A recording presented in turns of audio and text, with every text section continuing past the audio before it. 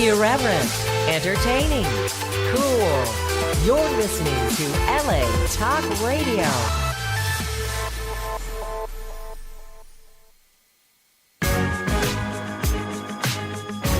You're listening to What Women Want with Judy Goss and Kristin West, only on LA Talk Radio.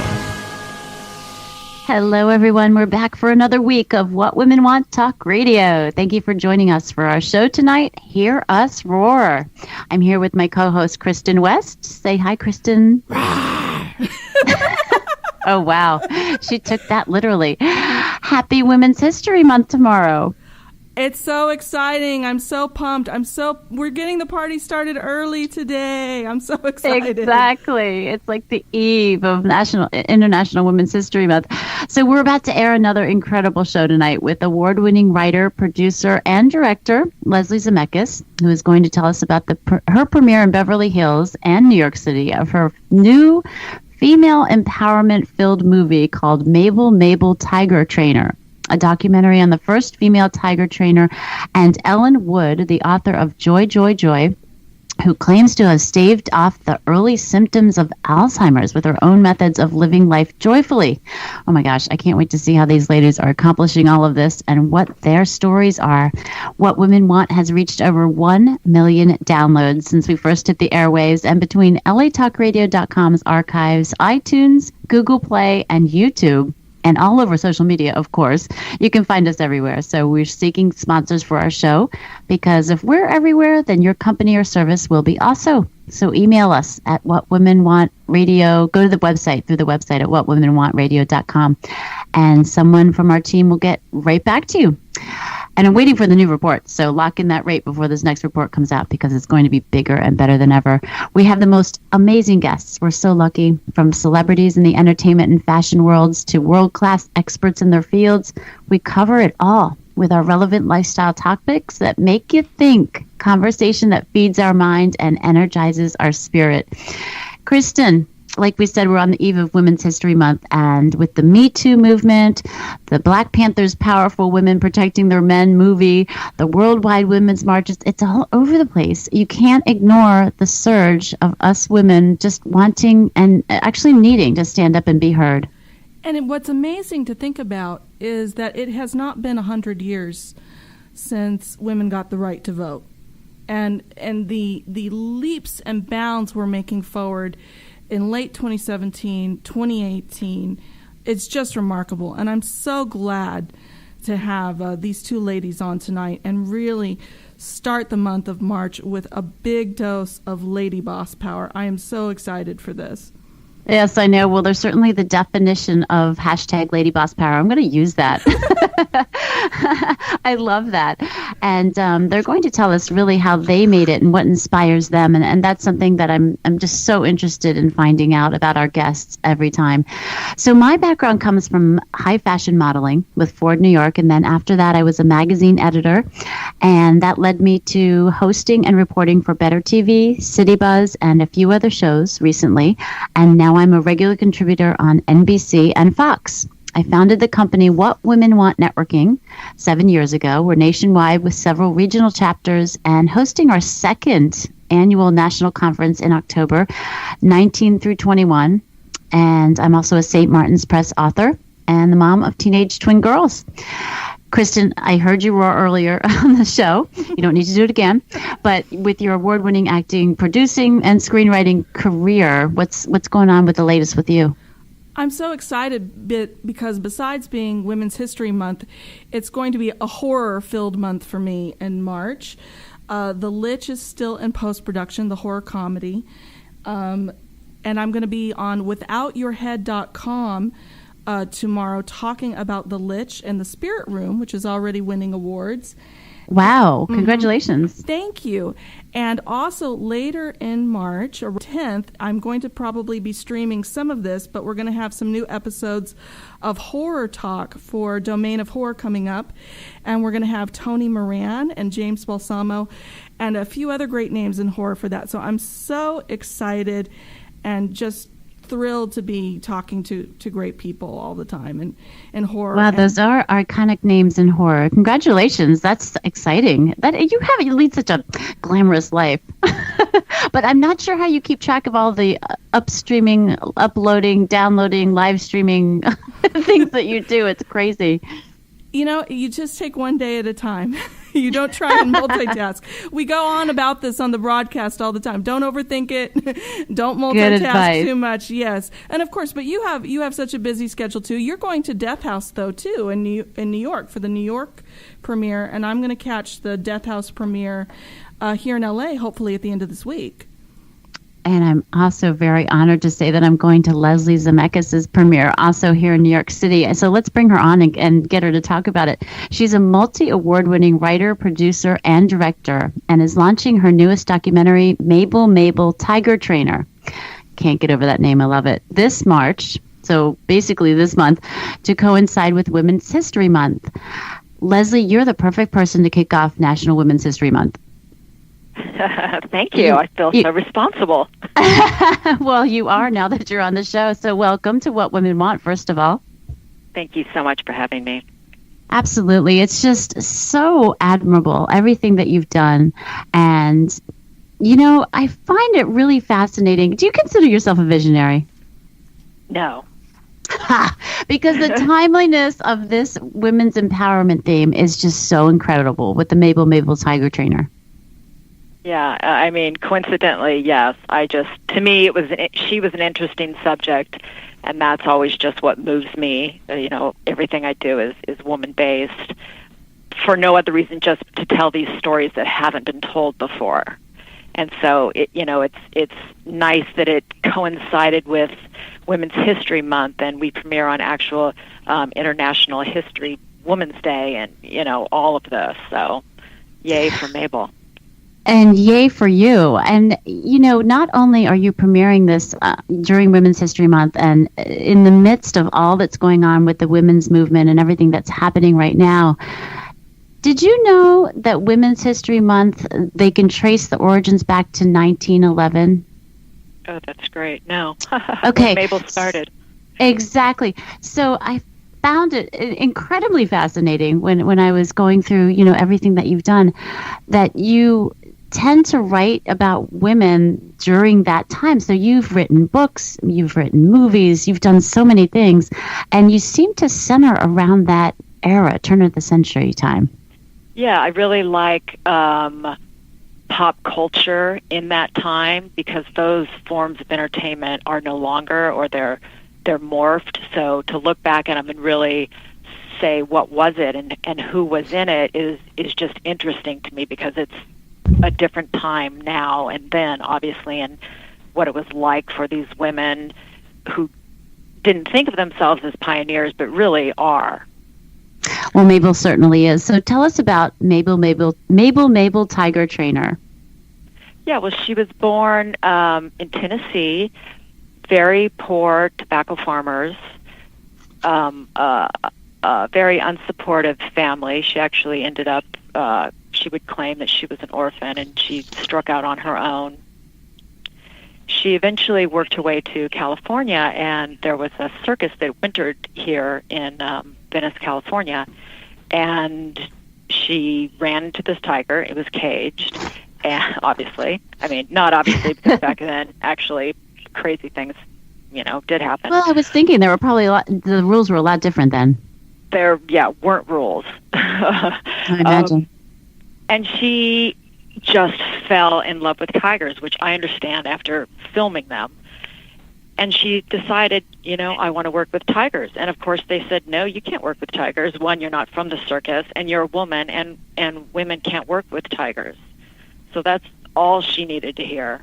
And the next thing you know, she worked herself up an act, and she had 18 to 21 tigers in a ring behind her. And it really was, talk about no rules, it was okay. She kind of mentored under this man who she eventually married, and he said, okay, go in here with a lion and we'll see how you do. I mean, that was the kind of training. And, I guess if you could survive it, we'll work with you. We'll give you some tips. and she just would not take no. That's what she wanted to do, and she was going to work with her tigers, who she loved. It's amazing. I like that you brought up that a lot of the popular entertainment from the turn of the century just doesn't exist anymore. And one of the interesting things about that is you've also done other documentaries like The Burly Q and Bound by Flesh that deal with people that have uncommon professions, burlesque dancers and vaudeville performers. And, of course, Mabel was a tiger trainer. So besides acting and directing, is there an uncommon profession that you wish you had tried?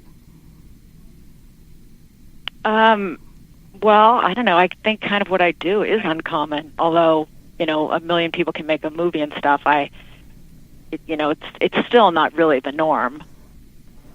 Right. I guess what I was driving I'm not a daredevil and want to go into a cage with a tiger or, although I did go in a cage with a little baby one. That was great. That's cute. That's really cute. I was wondering, because our perception of this type of entertainment changes over time.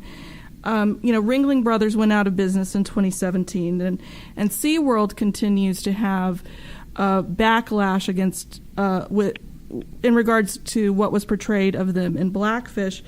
When you've screened this film at film festivals and other venues, have people been quick to judge the film based on their opinions of animal and circus acts? I was really surprised. There wasn't. The most surprising thing, I didn't realize going into this that circus was really a button. It didn't occur to me. I wanted to do this story about Mabel, so I started calling former female tiger trainers because I wanted their point of view. I wanted, what did Mabel feel like? What's it like in the ring? And a lot of them were reluctant to talk to me because they had been set up by various animal groups saying, "Oh, we'll do an interview with you," and then they turn on them. Oh. So that kind of really opened my eyes, surprisingly. Luckily, I had my body of work that they knew and that they could watch and go, "Oh, okay, well, I'll meet with you." And then once a couple did, then, it's a small community. They just got the word out. She's, great. She's just doing this documentary. It's no setup. So when we screened in festivals, you don't know what you're going to get. And I did give this one talk, and I said, look, you won't see this form of entertainment anymore. It's quickly dying. There will no longer be animals in circus. And somebody stood up and they're like, yes, and that's a great thing. And I said, well, I disagree, but you won't see it. It's going to go. It's very hard for these, and that's not what the film's about. So, but that was just like a side eye-opening thing. When Mabel did it, circus was the most enchanting thing you could go to. And we followed some circuses still through small towns in Texas that don't have movie theaters. They don't have live theater. They don't have a zoo. And they were packed. And to see these kids' faces, look at these trainers going with these animals, they're just, it's still a very magical experience. And it was during her day. They were the superstars, and they traveled around everywhere, and thousands came. You could pack a tent with 10,000 people to see this big spectacle of a show where, something could go wrong, and what are they going to do with their bodies, the different acrobats, and it was really a thrilling live entertainment. How did you find Mabel? She was briefly danced in the Cooch show, so from all my years and years and years and years of burlesque history, that name had come up, and then I started doing research about her, and I just kind of became obsessed. And I found, and I just thought, I don't know if I can get enough footage on her. I don't know if there's enough photos. I don't want to do it if I can't have that. And I found the man that was her last mentor, and because he had seen my first couple films, he just said, "Everything's yours. I've got all her scrapbooks. I've got all this." And then I just did crazy research and found a ton of footage of her, and was just thrilled because I like to do my films from the subject's point of view, and I found it's narrated by Melissa Leo, but it's all of Mabel's words. Well, the one thing, speaking of Mabel's words, is the one thing that really, it resonated with me and it bothered me at the same time when she said that her one wish was to be killed by my tigers. Now, it bothered me in a way that I thought, oh my gosh, how could she say that? How could she work with these animals that she loves? And then it just seems to me to be such a twisted mind that would think that. But then I was thinking of the perspective of loving something so much that I really do anything for it. And a lot of us, that's our kids, and I have a career like that too. So I could see her mindset with that. Yeah, I mean, those tigers were absolutely everything to her. She had been... Yet they maimed her, and they broke her bones, But she said they didn't break her soul. Man would break your soul and your spirit, but an animal won't. And she never blamed the animals, and the trainers that I talked to don't. They said, "Look, we go in the cage. They don't ask to be there, so it's our fault. It's never the animal's fault."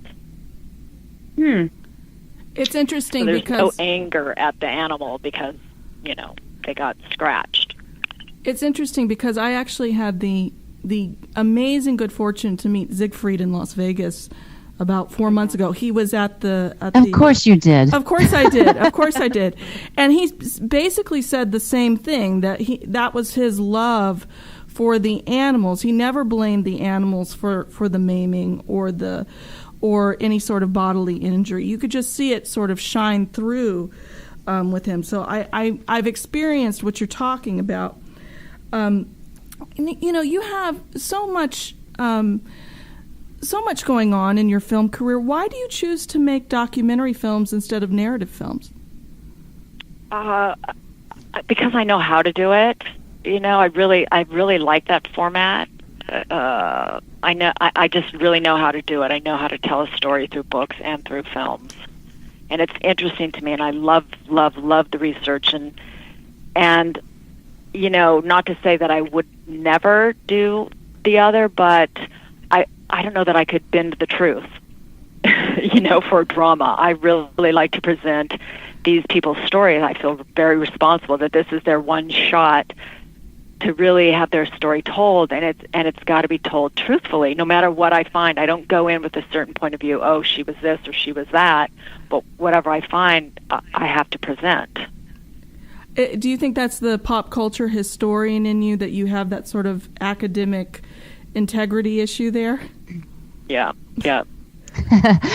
I would like to read from your press release. This is such a great description of the film and brings a little bit more into who Mabel, really was. From performing dangerous feats as a stunt double for Mae West during Hollywood's golden age to working in the circus as a sexy blonde cooch dancer, it wasn't until Stark locked eyes with a 400-pound tiger that she found her true calling. In that instant, she knew that she wanted to train the big cats, a skill reserved exclusively for men. This is such a timely topic. It's crazy. And something that she was told no woman could ever do. Circumventing the chauvinism of her time, Stark clawed her way up, literally, to the circus hierarchy. Before long, she was a superstar in the steel arena, one of the most famous and highly regarded tiger trainers in the world. Yep. That is so awesome. Congratulations on this. It's just, it's phenomenal that you... And by the way, with a 50-year-long career. And I can't believe someone like me or Kristin, or I don't know, I just can't believe she's not a, household name. Well, let's hope she becomes one. Yeah, exactly. You're going to bring her right to the houses of everyone. Yeah, circus people really know her, that world. I mean, I'm sure. An icon. But yeah, in her day, everybody knew who she was. She was, there's tons of newspapers on her. So I hope people do get familiar with the name. Well, absolutely. Go ahead, Kristin. Speaking of household names, we talked about Time's Up and Me Too and the great progress women are making in moving forward with all of our various concerns. And I wanted your perspective as a female director. What do you feel is the biggest challenge for women in entertainment? Probably just opportunity, fairness. It's the statistics about women getting employed in entertainment fields, especially what are called above the line positions, director, producer, lead actor, lead actress, those kind of positions. It's very hard for people to get equal pay, women to get equal pay in above the line positions, and it's very hard. It's very hard right now for women to. There's a pay gap issue that is just astounding in entertainment, and I'm so excited to see you making a documentary about a female subject, you being a woman director. Congratulations on that, and I hope that this Me Too movement, this Time's Up movement, really gives you all of the laurels and laud that you deserve for doing this, and that Mabel certainly deserves as well. Thank you. And my producers are all women. That's how great is that? Yeah. That's fantastic. So we interviewed someone else, I can't remember who it was, that said, actually I think it was Bill Oberst Jr. He said that when you have a female director, when you walk onto a set, it's just a whole different energy. Have you experienced that? Not obviously not with yourself, with some as a producer or working with directors. Is there a huge difference between a woman and a man directing? I don't know. I don't know. I'm sure there is. But I don't really know. You haven't noticed? Yeah. Well, I'm sure this is a kick-ass movie with all female producers and you. So, I mean, it's just, I love it. And so you're premiering on Thursday, March 8th, which is National Women's History Day. Yep. And like I said, it goes back almost exactly to the time when you wrote so many other movies and books during that era about people from that era. So very parallel there. Really, really wild, no pun intended. And Beverly Hills is your first premiere, correct, on March 8th? Yes, and then we go to Chicago at the Chicago History Museum on the 25th, and then MoMA's doing a screening in New York on the 27th. And then it'll be out on DVD and streaming April 10th. Excellent. Well, congratulations, and I'm going to be bugging you there on the 27th in New York City. and I'll bug you on the 8th. Knocking on your door and asking you some more questions. What's that, Kristin? And I'll bug you on the 8th. Exactly. We've already become fast fans of everything that you're doing because, like I said, it's just not just relevant, but you just seem to put so much, and you do put so much passion and meaning into what you do. And the whole women's empowerment movement is fantastic on so many levels, with the people marching and really coming forth with how they're feeling the Me Too movement and all that. But I think it's really special when you take someone like Mabel and someone like, what was her name, Lily St. Cyr, I'm not sure if I'm saying her name right.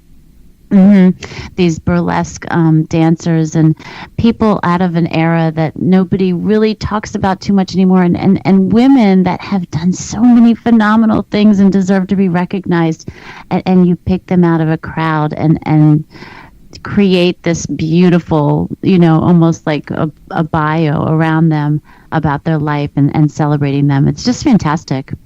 Thank you. I think they deserve it. Yeah, no, congratulations.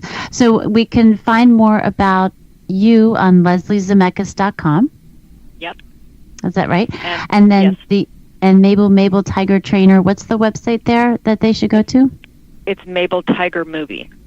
MabelTigerMovie.com. And you just want to throw out your social media handles and where people can contact you and find out more? I'm on everything at Leslie Zemeckis, Instagram, Facebook, Twitter. You're all over the place, and you're gorgeous, too. And I really appreciate you coming on the show. I'm very excited for your premieres this month, and good luck with everything. Absolutely. We'll see you in a few weeks. Absolutely. Thank you, Leslie. Thank you. Wow. Kristin, I think it's time for some more happy news. I know, we've got the joy. I'm like overfilled with joy right now just listening to Leslie talk about a Mabel. And I have an expert on joy coming up. We have Ellen Wood, who is an award-winning author, columnist, and inspirational speaker. 5 years after her mother died of Alzheimer's disease, Ellen began experiencing symptoms of early Alzheimer's, which progressively worsened. And she's here tonight to talk about what she did to combat the disease. Welcome to the show, Ellen. Thank you. It's a pleasure to be here. I'm so excited to have you on. Alzheimer's disease is an issue that is very dear to my heart. My grandmother had Alzheimer's, so I understand the day-to-day impact of caring for someone with Alzheimer's. And like I had said, your mother had Alzheimer's disease, and you also found out that you had a genetic predisposition. That must have been a horrible time for you right after she died, and then to find out that you were carrying that gene as well. How did you get past the grief and that startling revelation? That must have been devastating. Actually, no, it wasn't devastating.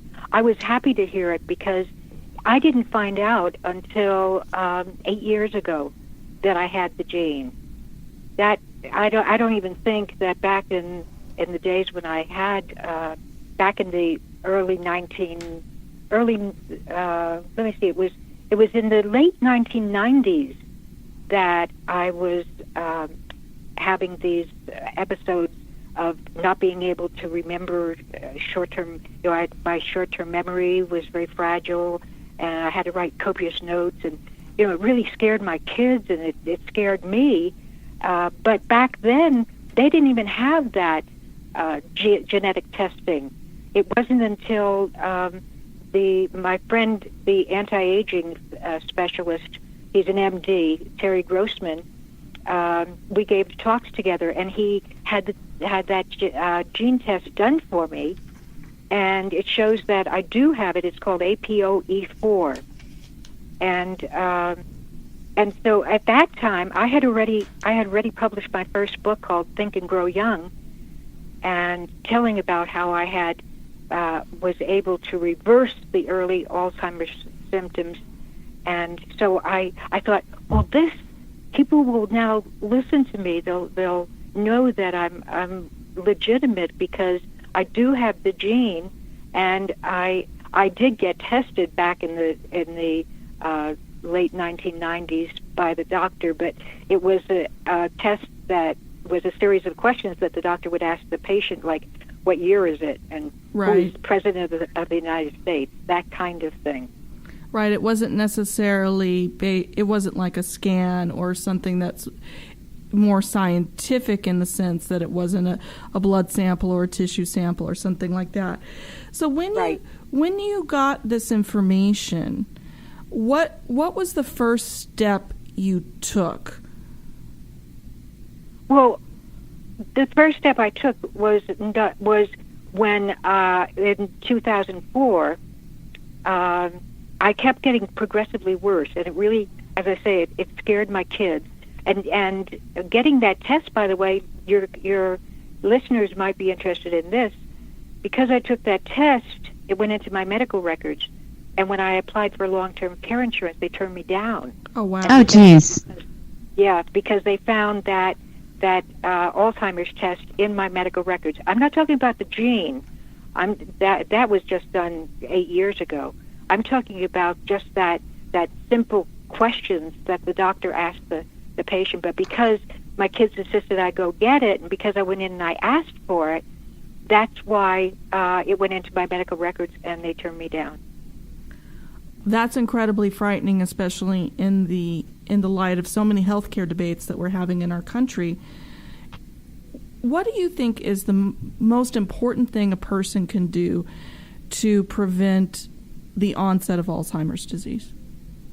Okay, well, I have 7 mind, body, spirit practices that I put together just for myself, but they were based on some mind, spirit practices that I had done in decades ago.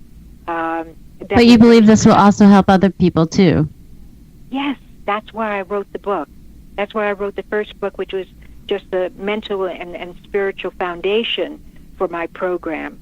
And it was, telling people about how they expect to deteriorate when they reach a certain age, and make people aware of what they tell themselves, like, oh, I'm too old to date, or, oh, when you get to be my age, or if I'll go, providing I'm still alive. These are the things that you hear.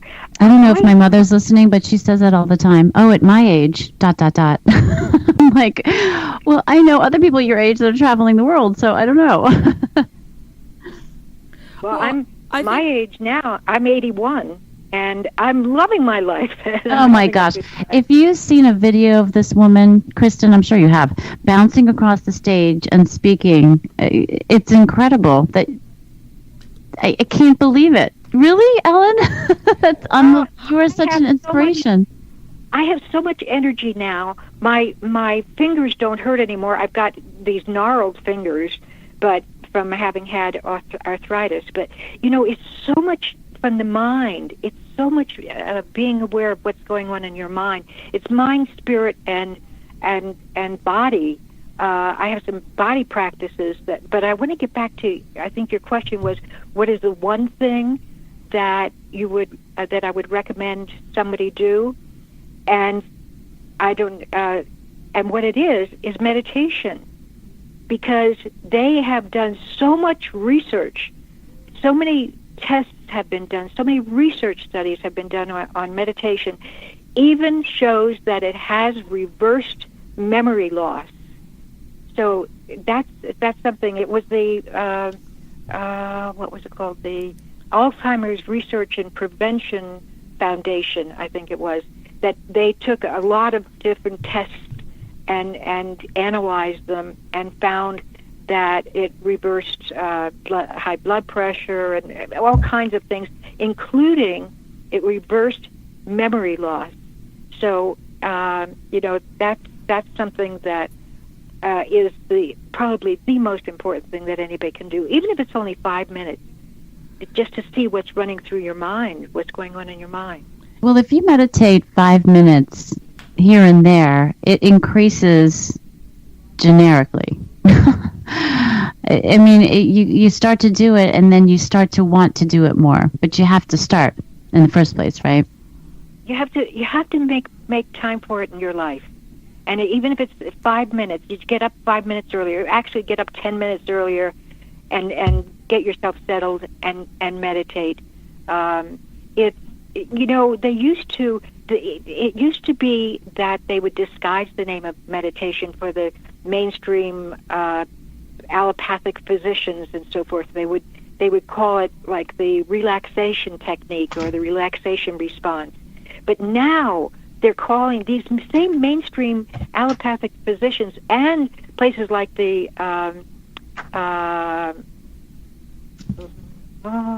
the Mayo Clinic.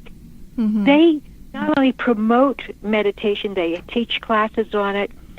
They have meditation gardens, meditation rooms, and they call it meditation. If you went on their website and you put in their search box the word meditation, today, you would get something like 580 answers that you could look up and find out more about meditation. But it used to be back in the United States, it started out as kind of an alternative protocol that was practiced mostly by hippies. But nowadays, it's mainstream nowadays. You were talking about being too busy to meditate. I think it was Gandhi who said, "I have so much to do today, I must meditate for 2 hours instead of 1. That's great. That's what he said. Yeah. Yeah. Yes. My name is Ellen Wood, but this just popped into my mind. But my birth name was Eleanor Belansky, and I was named after Eleanor Roosevelt. And one of the things that she said that I love is, she said, a woman is like a tea bag. You never know how strong she is until you put her in hot water. I love that. Are you like that, Kristin? No, I love that quote. I love it. I love it. I love it. And I'm a good tea drinker myself. I like a strong cup of tea. But are you like that, Kristin? Oh yeah. It's true. You know, Judy, you were a fashion model. Am I correct that you said that in the beginning, that you were a fashion model? Yes, I was. I was too. Not a fashion model, but I was a model in New York City in 1960, and I hate to say this, but I did cigarette ads. It was legal then for someone under 25 to do a cigarette ad. Now they don't. Oh gosh, I wanted to do a cigarette ad. That was a lot of money. It was a lot of money. And I was a twirl curl girl. But anyway, that was. You know me, Kristin. If it pays, I'll do it. Oh, that's fantastic. You were the those are really fun. girl? I mean, it's that was a different life, but it's we don't judge on this show. You know, what you did is what you did, and it all makes up part of who you are today. You know, I'm so glad you brought up the modeling, though, Ellen, because I think women feel tremendous pressure because we have such tremendous ageism in society directed at women. They feel so much pressure to look young. But looking young and feeling young are not necessarily the same thing. They're absolutely not the same thing. Looking young and feeling young. I at 81, I feel 25. I really do. I feel so blessed and I'm so full of energy. And I think it's, it was like a spiritual transformation as well as an energetic one, an emotional one, and a bodily one. One of the other things that I do every day is the Tibetan rites of rejuvenation. Have you heard of those? I have heard of this, and I'm going to be watching your YouTube video a little later about this because I've been fascinated about these for a while. I've done yoga for off and on for years, different styles of yoga, and I have heard of the Tibetan rites, and I would love to. I'm going to watch that YouTube video of you doing them. Great. They're supposed to make you grow younger, and they really work. But it's in our minds. It's how we think about ourselves, and it's difficult because our culture, as you said, is bombarding us with wanting us to look young, wanting us to be a certain size dress and so forth. It makes it more difficult, but we can really develop ourselves by refusing to accept that and just being ourselves and having fun and just enjoying our lives. They used to call me here the anti-MAME Buddhist. I'm not a Buddhist, but I live in a Buddhist community, or there's a Buddhist community in my neighborhood, and I love what Auntie Mame stood for. She was an older woman, mm-hmm. and yet she was herself. She just went on adventures and would say things, and she just liked being who she was and made her own life wonderful. Well, let's talk about joy, because you have the book of Joy, Joy, Joy. Yes. Why did you write the book of Joy, Joy, Joy, and why Joy, Joy, Joy instead of just the book of joy? Yeah, that was my question too. Okay, I'll tell you why. Well, the thing is that my first book was Think and Grow Young, and as I said, that was the my mental and spiritual foundation for my program. But then someone who heard me give a talk about growing younger and living happy, they thought that the practices that I do would be great to help them, because they had received a grant to help a small town in New Mexico reduce their high rate of suicide and depression. And they thought that my practices would be very very appropriate for these townspeople.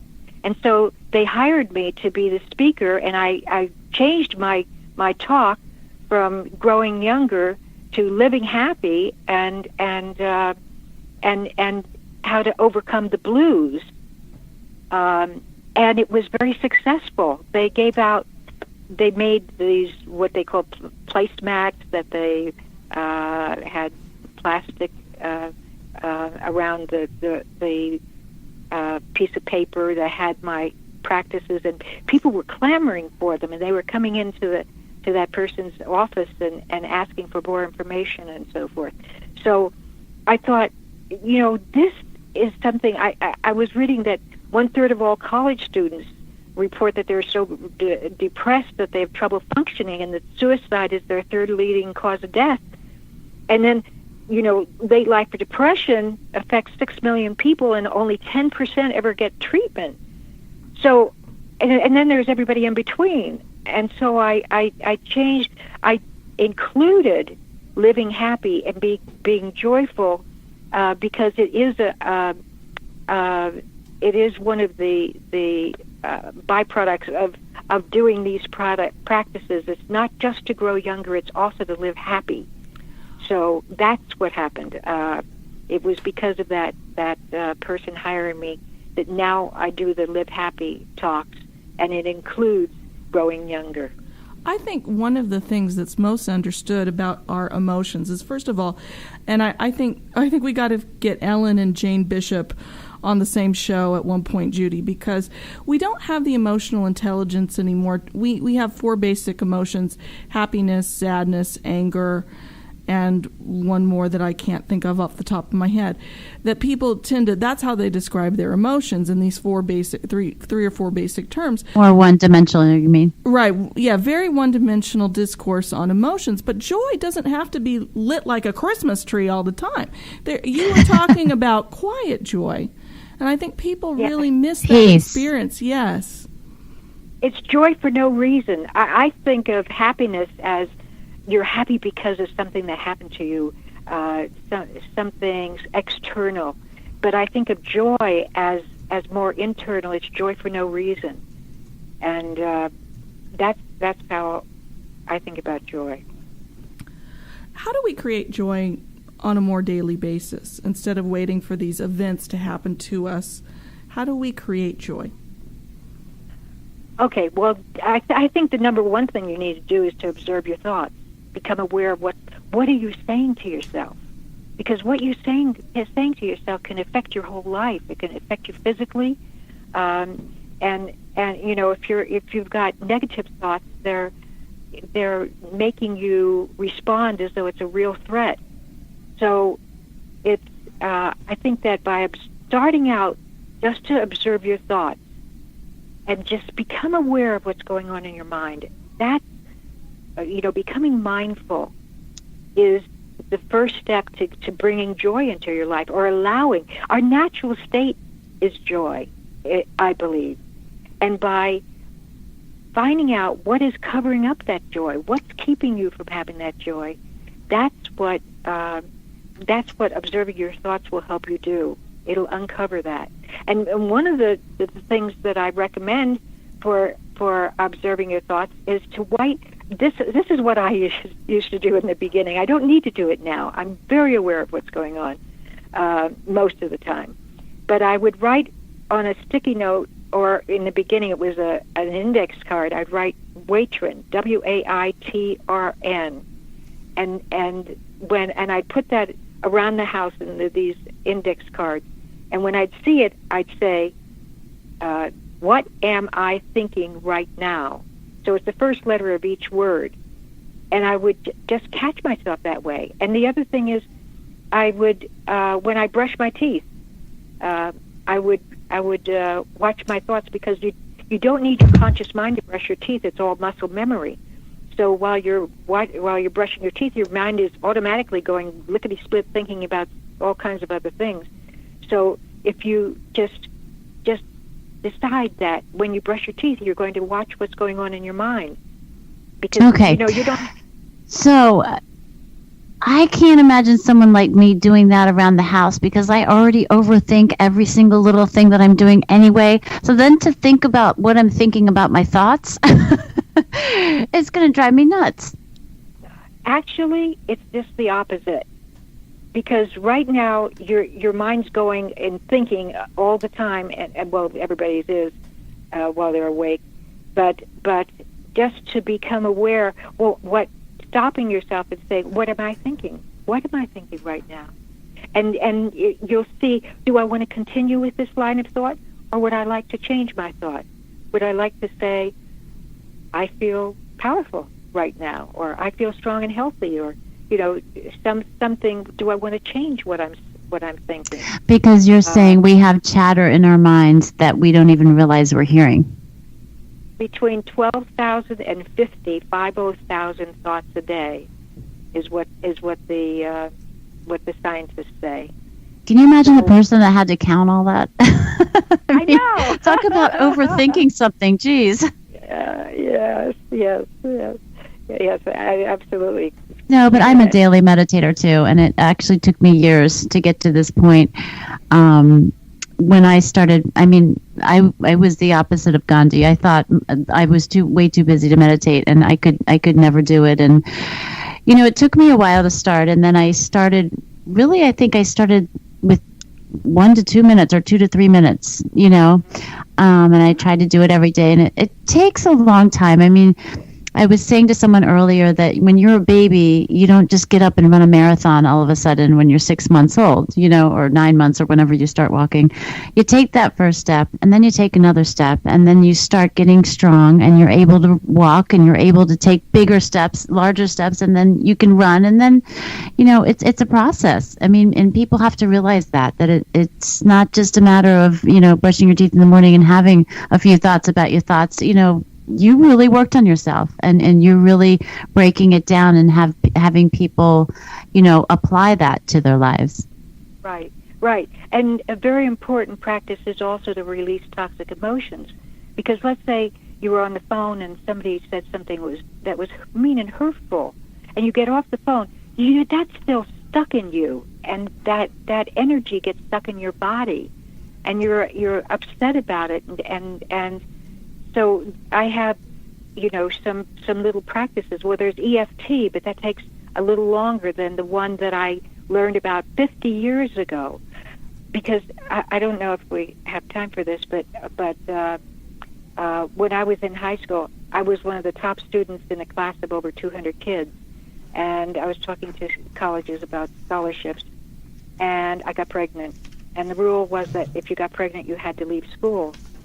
And that was a terrific blow for me, because my parents couldn't afford to send me to college, and I had to leave school.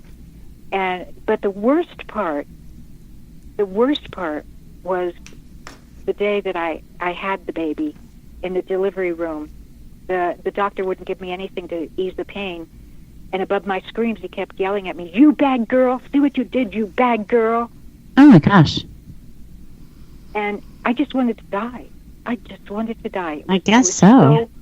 Horrible. That experience, and my baby died 2 days later. Oh, sorry. That experience so crushed my life. It so affected my psyche that I was, I had screaming fits for years. And it wasn't until I was in my early 30s, and I came across a book called Mystic Paths to Cosmic Power by Vernon Howard. And in there, I think that's the book that it was about 50 years ago, when I was in my early 30s, that I found this process for releasing toxic emotions. And I don't recommend that anybody use it for something that's severe trauma.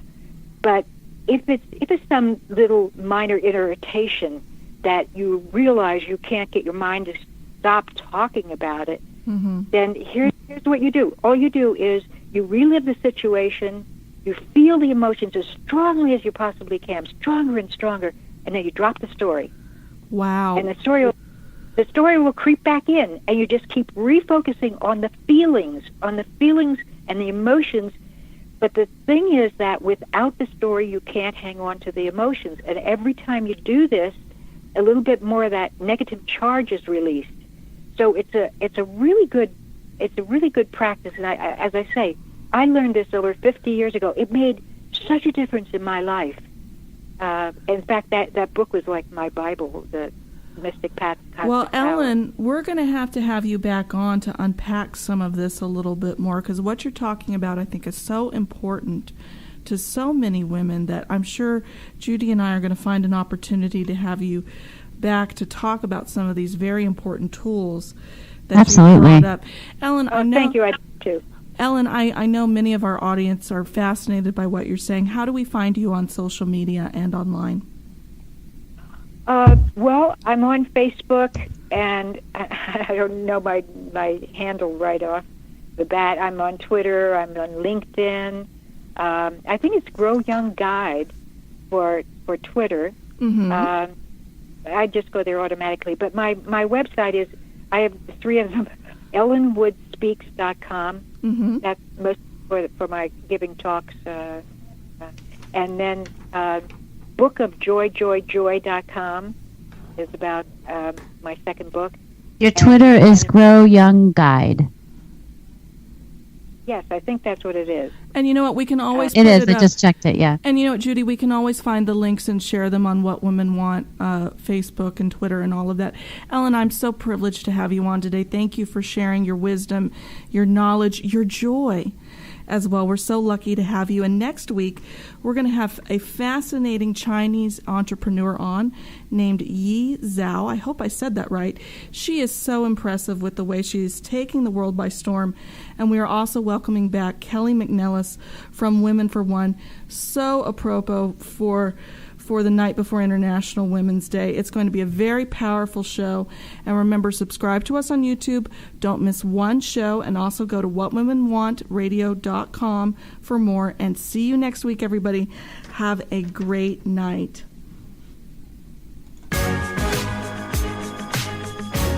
You're listening to What Women Want with Judy Goss and Kristin West, only on LA Talk Radio.